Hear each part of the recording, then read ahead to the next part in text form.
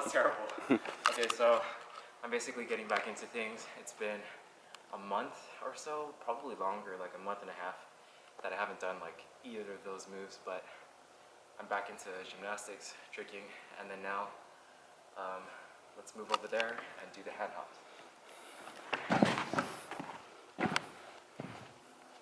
So this one's not going to actually be any exercises or anything like that. It's just me tracking my progressions.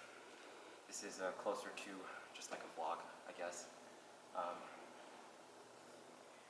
one for this side and one for this side. Actually, let's just do two-hand first.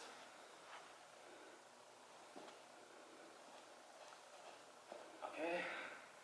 And then now let's do one on each side. Okay. That's the first time I did two this week and last week.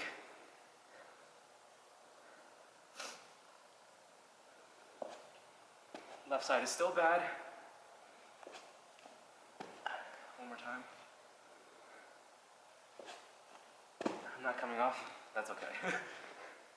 One more time on this side. Okay. That was kind of quick, but that'll be it for today.